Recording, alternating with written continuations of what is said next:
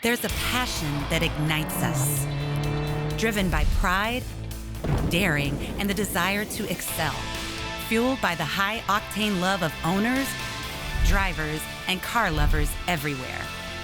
It's a calling for every man and woman to enjoy and live this lifestyle now. Welcome to Cars and Coffee Exposed.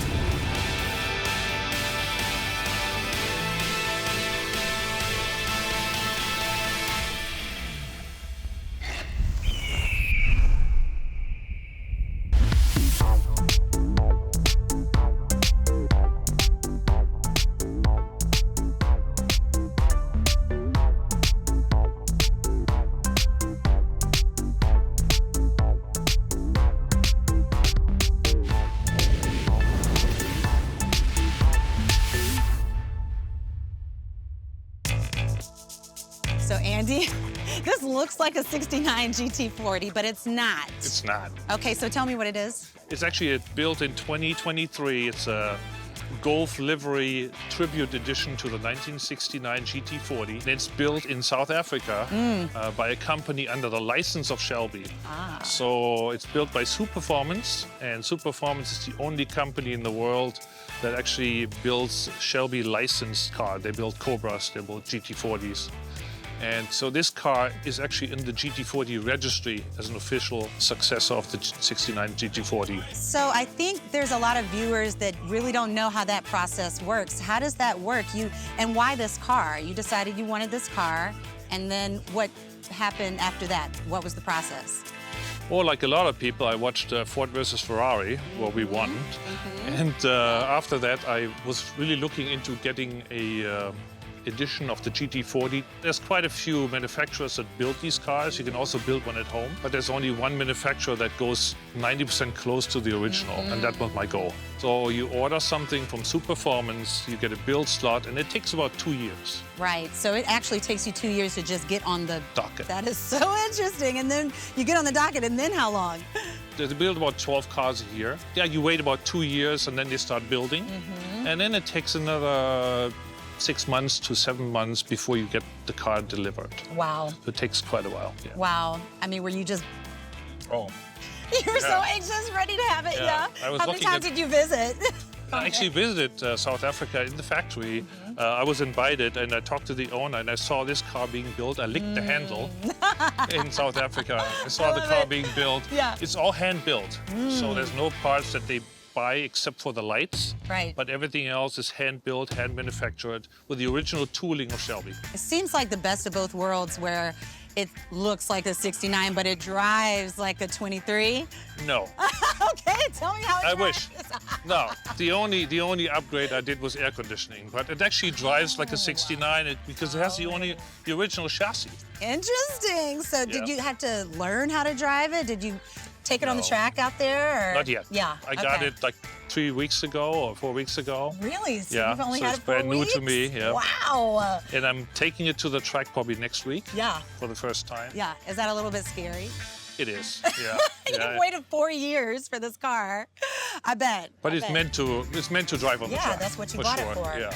What else do you have in your collection besides this one? I have a Lamborghini Countach, Lamborghini STO, Porsche, Ferrari 812. So a couple of cars. You've always been a car guy? This has always been your thing? It started a few years ago. It started with one car, and it just escalated when I moved to Scottsdale. Okay. As you see, Scottsdale is the see. pinnacle of car I'm telling you. enthusiast, and there's cars everywhere. So Beautiful. We've seen some beautiful cars today, but this is definitely my top 3. Thank you. It's gorgeous. Congratulations. Thank you. Thank you so much for spending time with us.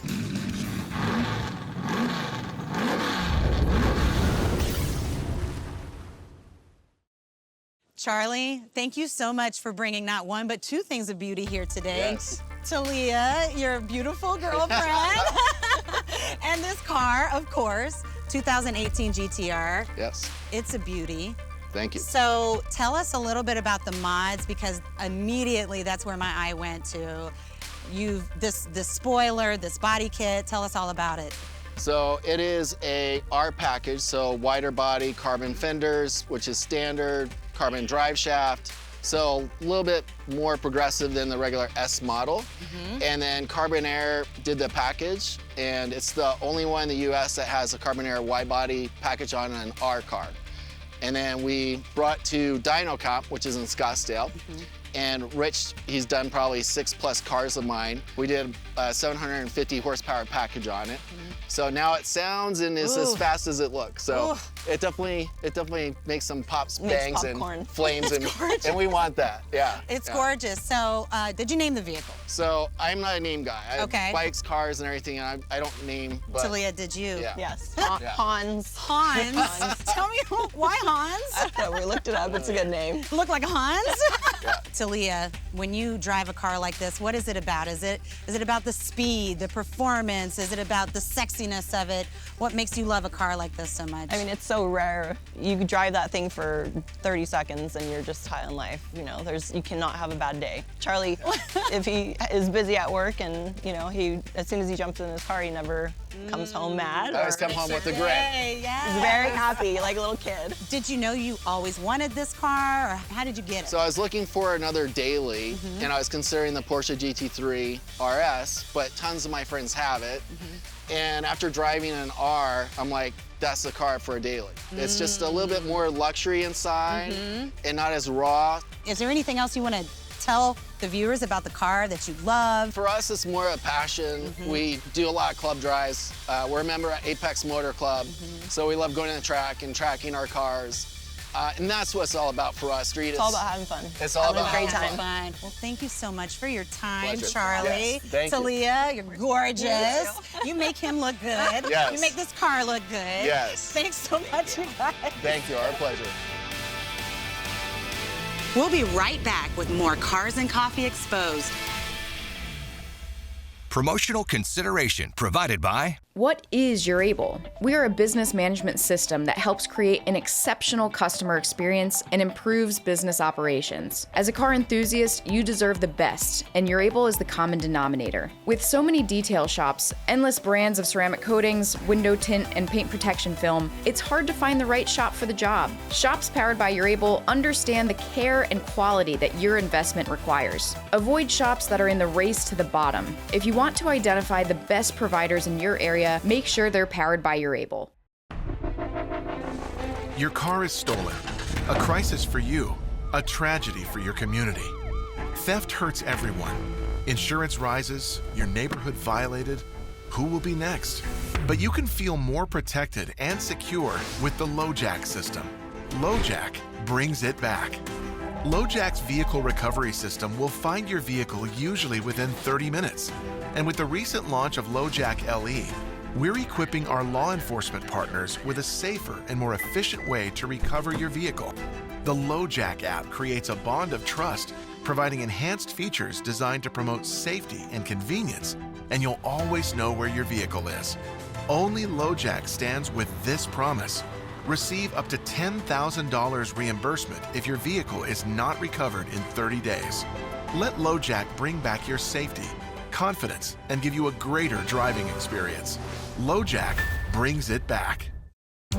Get ready for an adrenaline-fueled ride with Cars and Coffee Exposed. It's not just a show, it's a whole new automotive experience. Now's the time to claim your spot as a brand partner for the electrifying 2024 season. Partner with us to inject your brand into our high-octane episodes and connect with car enthusiasts live at Cars and Coffee events nationwide. Rev up your marketing strategy today. Contact carsandcoffeeexposed.com and let's accelerate together. Welcome back to Cars and Coffee Exposed. Meet Jordan Sawalka. This successful entrepreneur started his own repossession business nearly 20 years ago. Around the same time, he started collecting cars. Now he's put together an enviable collection of beauties, most of them dressed in black. We caught up with Jordan at his automotive man cave somewhere in Scottsdale. We're here with Jordan Sawalka, who has invited us to view his beautiful car collection. Thank you so much, Jordan, for having us. Yeah, you're welcome. You're welcome. How many cars do you have here? About 20, give or take, whatever the day of the week is. We have a couple of HKS demo cars here, several Porsches like strewn throughout the building. The Aventador SVJ is over there. And then one of my like big loves is like Chrysler products, like Mopar stuff. So we got like 3 or 4 Mopars on the racks and old 56 Chevy. You decided to start collecting cars, why? Well, I mean, because I have the room to do it now. Yeah. So in the beginning, I wasn't able to collect anything. I just would buy something and then trade it in. And then we bought this warehouse, and when you have room, you start to fill it up. Yeah. So this is really spiraled out of control. So, for lack of a it's pretty term. Out of control, yeah, but in like the best way possible. Yeah, I'm not mad at it. You started in the automotive world, how? Just from childhood, first Hot Wheels. That 50 cents is like the most expensive addiction that we'll ever create like later in life. So yeah, then started a tow company and just started like buying stuff that I loved when I was a kid and I couldn't afford. Throughout your collection, you have different cars for different experiences. Tell us about some of the other cars in your collection and kind of how you acquired them. I like everything, and I think when people get into like maybe even collecting cars, they start to maybe only go after like what's expensive, and I think that just kind of sucks. I think that there are so many cool cars for different reasons, and the Dodge Neon SRT4, it's a Dodge Neon, it was $17,000 brand new. That's one of the most important cars in here, because I just love that car so much. So if you get outside of being obsessed with price or status, there are some really, really cool cars that you can drive and own, and they're very obtainable, and I've just always loved that about cars. There's just something different for every day of the week. What sparked your love of cars? My neighbor Ray was an old hot rodder, and he had a 1956 Chevy, just like the one that's up there, and he had all black cars. So he always told me that you can tell if people take care of their car, but you can really tell if people take care of their car when they're black. And he was a retired FDNY, and I rode my bike home every day from school, and I'd go to his house for like 2 hours and watch him restore his cars, his old 56. And the cool part about that car back there is that it has the same exact engine that was in his car. So it's a 427 big block, and he sold it to me about 4 years ago when we restored that car. So the dream car that I had when I was a kid, I have so fortunate enough to have the engine out of it, and it's just one of the coolest things in here to me. You built a business, you work so hard as business owners do, and you finally get that one car that you're like, I've made it, I'm buying this car. Yeah. So what's that car? It's an Aventador SVJ. I always loved vertical door Lamborghinis. When I was a kid, the Diablo and the Countach was the poster car in my room. What's so special about this car? There's a lot of things, but it's just such an extreme Lamborghini, and it was the last flagship model like Lamborghini, the SVJ, before we start to move into more of a hybrid future. I think it's really cool that it's just the last super, super raw Lamborghini. So I'm super excited because I hear we're going for a ride. We are. We'll take the SVJ out today. Can we do that right now? Absolutely, absolutely. Okay, let's go. Yeah.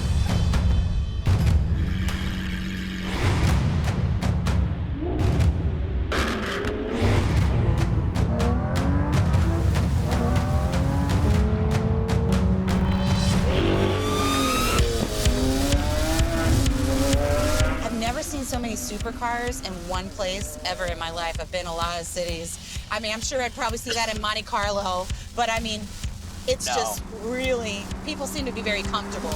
It's pretty safe, pretty chill. Yeah. You know, for now, I hope it stays that way, but I love it out here, man. I've been here my whole life. You said it's your first Lambo. First V12, like the first like door up Lambo. Yeah, and you think this is the last of the V12s, huh? It is. So the new Revolto is, I'm sure I'm saying that wrong. Pardon me, Pardon me, Lamborghini gods. It's going to be a V12 hybrid assist. But this is going to be the last naturally aspirated wild Lamborghini that they built. So this is an SVJ, and that was the highest trim level at the time for this car. So yeah, this is kind of the last of them all. This is what you wanted. You always wanted this car. So when I was a kid, I think like we all, like in my case with my age, the Countach and the Diablo were the cars on the wall, the poster cars. You know, the vertical door Lamborghinis. Yeah. And those were awesome cars, but obviously they're out of production. So at this point, I was able to get this at like this age in my life. Yeah. And I think this is gnarly. I mean, I do a lot of interiors, so I was just noticing all the details and the Alcantara. Thank you so much. Carbon fiber, of course, all that's to make it light and fast. It is. How fast is it? So this car, like max top speed is about 210 miles an hour.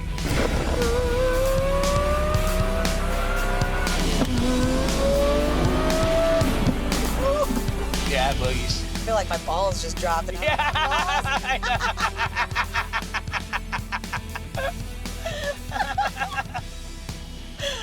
Oh my God. You know, the cool thing about this car is these Lamborghinis, these V12 cars, were never great handling cars. But this car is this was the fastest production car around Nürburgring for a couple of years. So I think they finally were like, hey, they look so exotic, they look like art, well, let's make them really as fast on the track as it looks, Wow. right? So that's what's really cool about this car. Yeah, combination of Yeah. beauty and beast. Yeah, exactly, exactly. So how fast have you gotten it up to?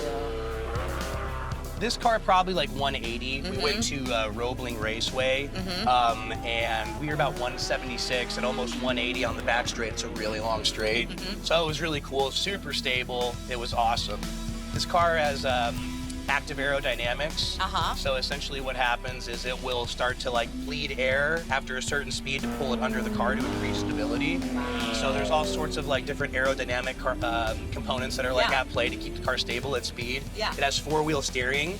So below 88 miles an hour, the wheels turn like this to help bring the back of the car around. But after 88 miles an hour, they turn like this to keep the car stable in high-speed maneuvering. So it's like, there's a lot of really cool things. Technology. It's crazy. Yeah. It's crazy how far it's come. It makes you look like a really good driver, you know? I think I was pretty equipped to handle it when I got it. So I would say that I didn't have to learn anything, but this car taught me a lot about respecting power, and the margin for error is really slim in this car, you know? It's big, it's a V12, and if you're not careful, it'll teach you a lesson at the track. How many of these did they make? They made 900 SVJ coupes worldwide. I don't know, I always liked the underdog. Yeah. And I think that's why I like Lamborghini so much, is it was the underdog. Ferrari was always the pinnacle brand, and you know, Ferruccio Lamborghini was, I think just he was the underdog, right? I've always noticed that when I deal with Lamborghini owners, they're really approachable. And it seems like even some of them themselves are maybe more blue collar, and this was like their dream car. And I've always loved that about the brand. These cars are so fun to drive because they are engaging, and I think that's what a lot of like newer cars lack, is that engagement. I think that as cars get watered down, like kids today will never experience like oversteer situation or keeping a car stable. Right. Not only does it make you a good driver, it keeps you engaged in the car. Yeah. And I think that that's probably the sad part about maybe like where automotive is going today. Yeah. And I understand like that's progress, and thank goodness these cars are still around and they're still being taken care of. So I think you'll be able to find them, but the engagement's everything. Yeah. So I feel like you're definitely in the right place for car love, because I've seen more supercars and exotics here than I have, I think, in any other city I've been in, just driving on the street. So Scottsdale seems to be kind of a capital for that. There was like 4 or 5 F40s that were at Cars and Coffee. Right. So it's just insane to think that those are here residing in collections. But yeah, Scottsdale, Phoenix area, the Arizona car culture, it's really important. It's part of our foundation. I'm so glad we got a chance to see it, because it was really unique. And it's always good to see people bringing their kids out and being able to really get close to these cars, because that's just going to continue to ignite that love like you talked about with the community. I think no matter like the difference with anybody, I think cars are a common denominator. And even if you can't get along about anything else, if you like cars, it's really easy to carry a conversation with someone for a few hours. And I don't know, it's like a peaceful feeling. We'll be right back with more Cars and Coffee Exposed. Promotional consideration provided by... Get ready for an adrenaline-fueled ride with Cars and Coffee Exposed. It's not just a show, it's a whole new automotive experience. Now's the time to claim your spot as a brand partner for the electrifying 2024 season. Partner with us to inject your brand into our high-octane episodes and connect with car enthusiasts live at Cars and Coffee events nationwide. Rev up your marketing strategy today. Contact carsandcoffeeexposed.com and let's accelerate together. Welcome back to Cars and Coffee Exposed.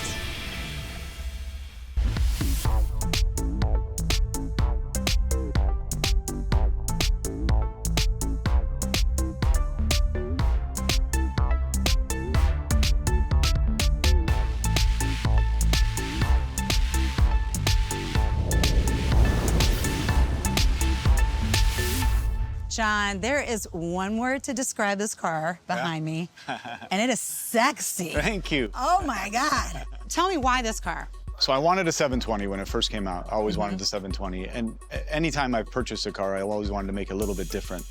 And I've always had a dream when my son was born to always build a car with him. We were going to do a kit car. And then a good friend of mine, Peter, from 1016, had just designed this wide body kit. And my son and I started doing it over at the shop. I own an auto customization shop, so we're kind of like in the same. Yeah. And when I saw this in this kit, I just went berserk because it's beautiful. Thank you. Tell me a little bit about what you do. So I rent out spaces to different professionals in the industry. We have wrap people there. We have people we have technicians there. We have detailers there. So it's a one-stop shop, and it works out really, really well because when you own your own company, when you own your own business, you take a lot more pride. Yes, So absolutely. I think the Valley's only car incubator in town. So you mentioned your sons earlier, so they're in the car business as well? My oldest is, my youngest, kind of in the car business. He's more on the business side, and he runs the ceramic coating division. Oh, yeah. And so he goes and makes sure that the guys get a good ceramic coat on the car. Are they using your Able? Yeah. That's great. That's our partner. We love them. Is this a daily driver? It's not a daily, but I Okay. love to drive my cars. It's got 20,000 miles on it. And if it ever is in the shop, it's just because I'm doing stuff to it. Mechanically, we did a Gintani tune, so it's a full stage 3. We did the bigger turbos from Pure. We did the custom exhaust, titanium, and we did a 3-phase tune on it. So we have the normal gas, and we can go up to race gas. And so with the different phases, then I can take it out to the track, and I've got a different tune. I can put different. So you do take it out on the track. I have taken it on the track. And what have you got her up to? I think on the straight, maybe 160, maybe. I'm not a big daredevil, so as soon as I get to that, I brake a little earlier than I should. I wouldn't either be with this car. But maybe, I think 160 was where I got on the straight. Does she have a name? Nebula. Nebula. Yeah, Nebula is her name. She looked like a spaceship when I finished her, so Nebula. She does. Nebula is what I called it. John, thank you so much for introducing us to Nebula. What a beautiful car. Congratulations on everything. Thank you so much. Success Thank to you. you. Thank you very much. Yes.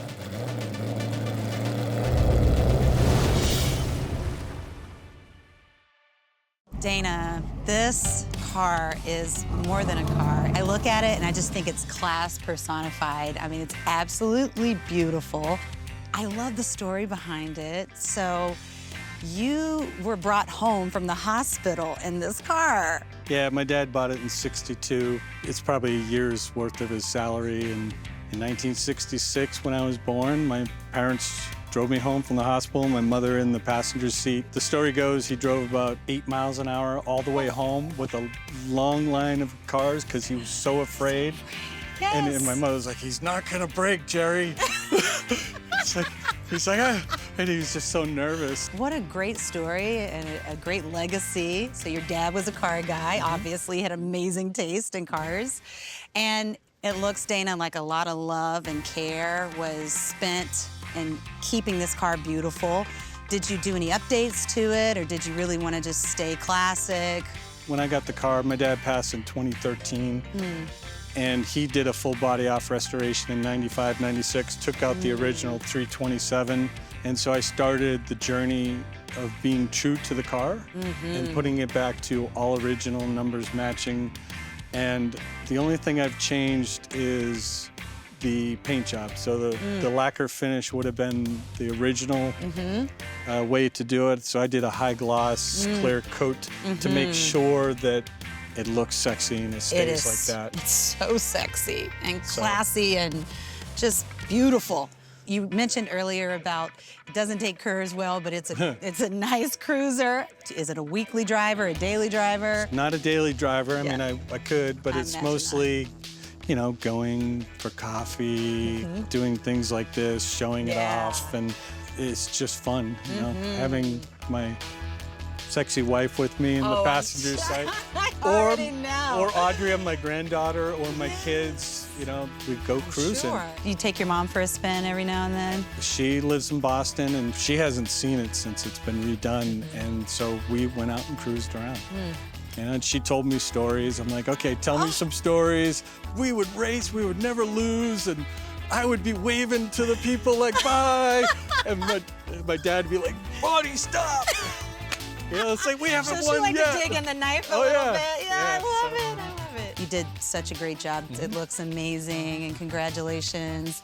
It's going to be one that'll be in your family, I'm sure, for years to come. Thank you for sharing it with us, and thank you for your time. Yeah, thanks for having us, Chelsea. Absolutely, absolutely, Appreciate it. Dana. Thank you.